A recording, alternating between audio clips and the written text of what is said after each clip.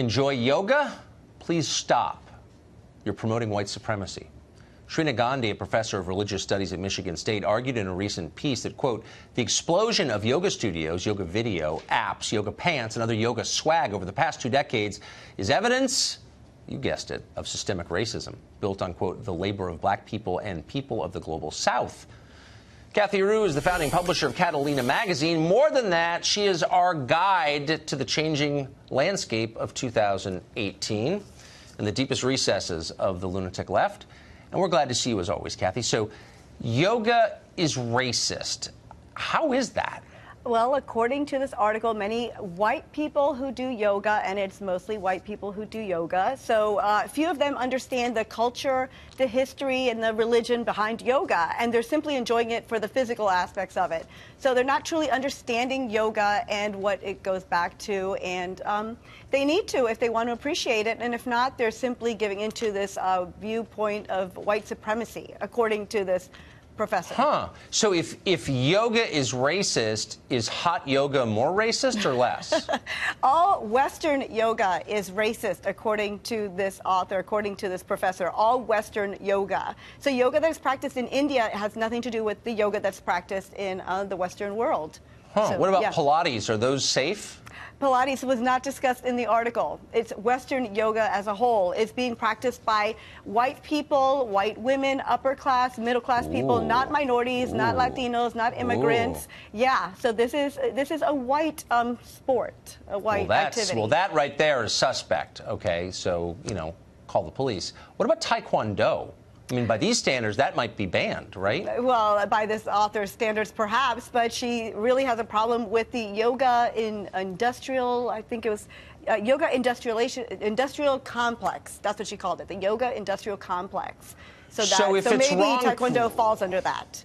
If it's wrong for people in the West to practice yoga, is it wrong for people in the rest of the world to use the internet, which was created here?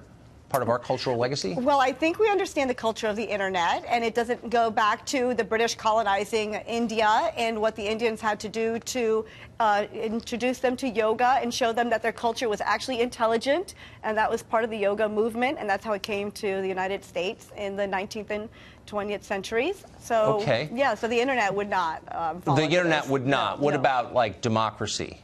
I mean, that was invented by the Greeks in the West, right. Basis of Western civilization. No, then again, no. Yoga was a way for the Indians to show their colonizers that they were intelligent and that they had this wonderful... Where do you read your history? That's totally wrong. This is what this Yoga predates the British saying. by quite a bit. Okay, but so I just wanted to be interested.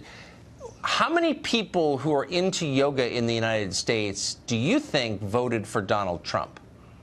Oh, well, the author didn't touch upon that, but... But what's your guess? I mean, as someone who's very familiar with non-Trump voters, would you say maybe 1% of people who practice yoga voted Trump, or is that too high?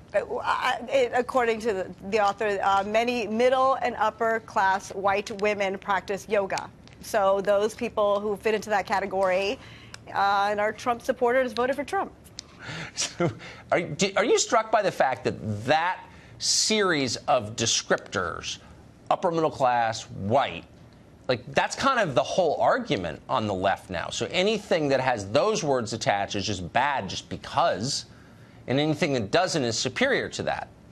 Yeah, according to this article, those are the people who practice yoga and do not understand immigrants and minorities and what they're going through, and perhaps have more privilege and are able to experience yoga and other things that other groups cannot experience. So last question, if in a multicultural society, which we live in, and I'm for the basic principle, which is there are cool things about other cultures and you should enjoy them, when did the rules change? So we live in a multicultural society, but you're not allowed to enjoy cool things from other cultures, or if you do, you have to feel guilty about it.